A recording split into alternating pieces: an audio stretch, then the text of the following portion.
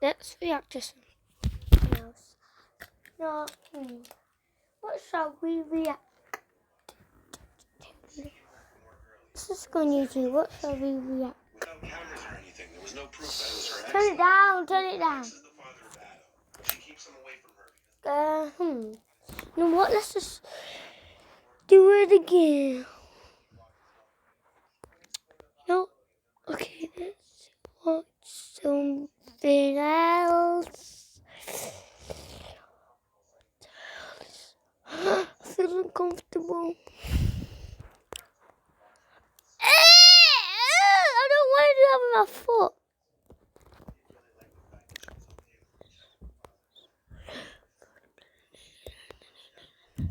What are you doing? Okay, let's do scary videos. Can you get me one? You can't. Yeah. I'm in the thing called Scary Babysitter. Scary Babysitter is good. Right.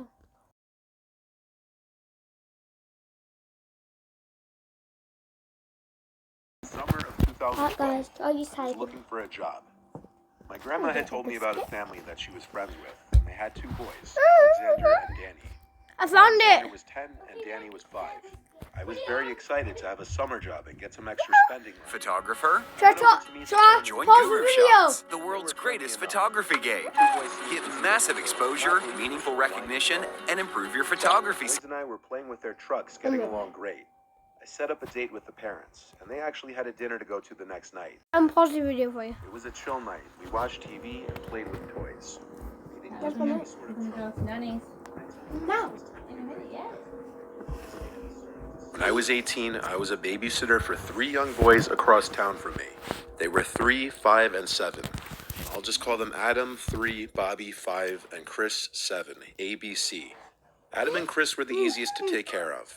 Adam was a surprisingly well-behaved toddler, and Chris just liked to play his video games and watch TV. Bobby, on the other hand, was very moody, a picky eater, and difficult to get to go to sleep. I had worked for this family for months, and I was somewhat close with their mom, Lucy, who was raising them by herself. They had a decently modest middle-class house. Lucy's parents would help her out with finances and such. All 3 And boys had eating their own something, by the rooms. way. Lucy worked nights at the time, so I'd always babysit till around midnight on weeknights, and my college classes would start in the afternoon, so it worked out schedule and sleep-wise. One night after playing some Nintendo Wii games with Chris, I put Adam to bed, and not long after, Bobby. Chris's bedtime would be 9:30, Bobby's would be 9. After tucking Bobby in, I started telling Chris to start changing into his PJs after his next game was over. Chris insisted I play one more game of Wii tennis with him, so I made a deal that he'd go to bed after if I did.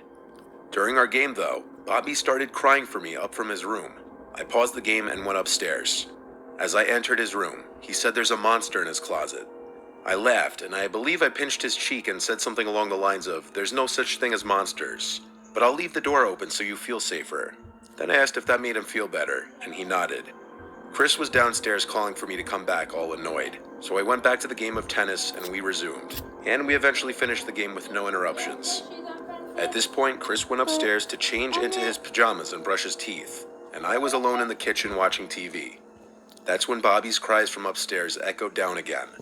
I went up to his room again, and he was hiding under his covers. He said once again, "There's a monster in the closet, I heard it." I looked at the closet door, which was closed. I looked at it for a while, actually, then back at Bobby and asked, "Why do you think there's a monster in there?" And he replied, "I keep hearing it moving." I asked him if he wanted me to take a look, and he shook his head no. I walked closer to the closet anyway, and he said don't. I didn't take him seriously, till I heard something in the closet myself. It was very clearly the sound of something alive in that closet that tapped into the door, or something behind the door. Bobby whispered, "See?" I turned around and picked up Bobby and said we're going to another room. I also grabbed Chris from the bathroom and brought him into Adam's room, where I locked the door. Adam and Lucy's room share a Jack and Jill bathroom with 2 entrances. I went into the bathroom and called Lucy and quietly asked if there was a possibility of there being an animal in the house or in the walls, because there were sounds that Bobby was hearing that I heard myself. She sounded concerned right away and wanted me to check the closet. I kept her on the phone as I went back to Bobby's room. My discovering the closet door to now be ajar confirmed that there was someone in the house with us. I told Lucy, and she freaked out, telling me it was most likely her crazy ex and to get the kids out of the house. I suddenly felt like my... I'm not watching that.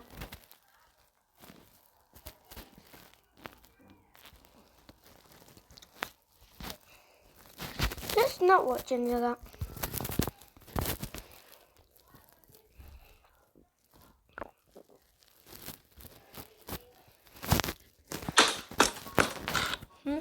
The heck? He never ever shows his face. Like, So we got Velcro here, Velcro in here, like that.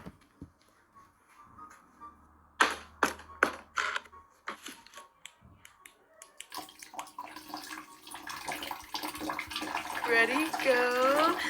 A, B, C, D, E, F, G, Wait. H, I, J, K, Uh-oh. L, M, N, O, P, You Q, R, S, silly. T, U, V, W.